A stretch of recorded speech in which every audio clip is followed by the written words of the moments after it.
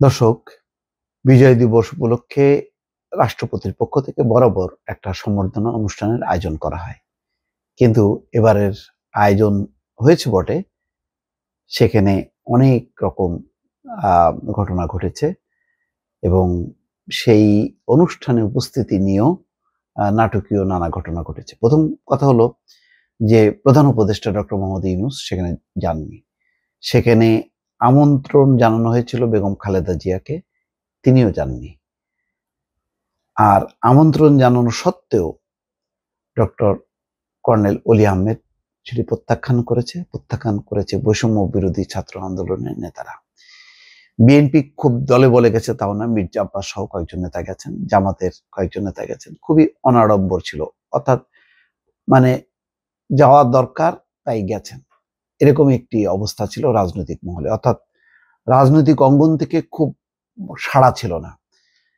খেয়াল করেন, যখন নাকি শেখ হাসিনা প্রধানমন্ত্রী ছিল, তখন প্রেসিডেন্ট হিসেবে যেই বিজয় দিবসের সম্বর্ধনা ডাকা হয়, সেখানে প্রধানমন্ত্রী যান, পুরো ক্যাবিনেট সবাই ঝাঁপায় পড়ে এবং সরগরম থাকে সরকারি মহলের।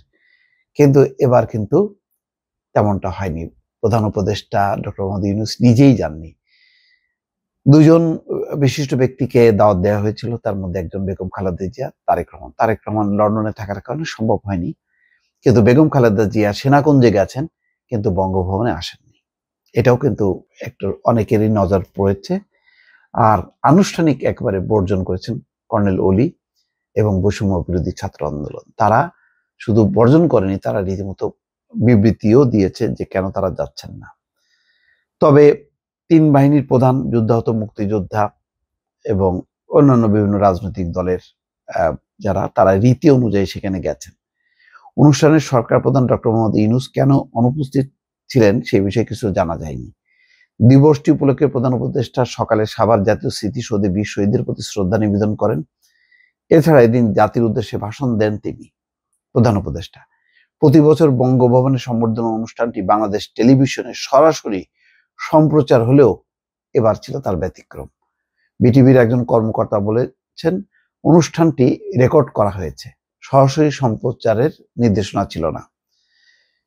প্রেসিডেন্ট মোহাম্মদ শাহাবুদ্দিন এবং তার সহধর্মিণী ডক্টর রেবেকা সুলতানার দেয়া এবারের সম্বর্ধনায় বাংলাদেশ সফররত পূর্ব তিমুরের প্রেসিডেন্ট হোসে রামোস হোর্তা যোগ দেন। এটাই ছিল একটা ব্যতিক্রম যে একজন ভিন্ন দেশের একজন প্রেসিডেন্ট এখানে যোগ দিয়েছেন।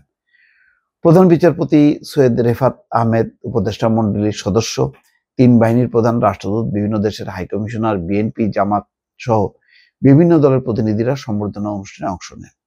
বীর মুক্তিযোদ্ধা, বীর শ্রেষ্ঠ খেতাবপ্রাপ্তদের পরিবার, মুক্তিযুদ্ধের সহায়তাকারী ভারতীয় যোদ্ধা ও বিশিষ্ট নাগরিকরা সম্বর্ধনায় অংশ নেন। আচ্ছা, বঙ্গভবন অনুষ্ঠানে আমন্ত্রণ প্রত্যাখ্যান করে বৈষম্য বিরোধী ছাত্র আন্দোলন। তারা বলেছে যে মহান বিজয় দিবসে ফ্যাসিবাদী শাসনের সঙ্গে সংশ্লিষ্ট রাষ্ট্রপতি শাহাবুদ্দিন চুপ্পু কর্তৃক বঙ্গভবনে বিজয় দিবসের উদযাপনের আমন্ত্রণ বৈষম্য বিরোধী ছাত্র আন্দোলন প্রত্যাখ্যান করছে।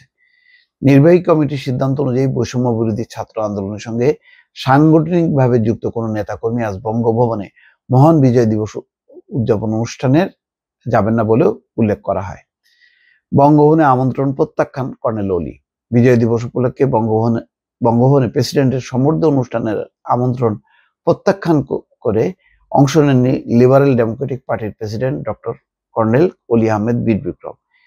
এলডিবির পক্ষ থেকে এক বার্তায় বলা হয়, প্রেসিডেন্ট শাহাবুদ্দিন চুপ্পু ফ্যাসিস্ট হাসিনার দোসর হওয়ায় তার হাতেও ছাত্র জনতার তাজা রক্ত লেগে আছে।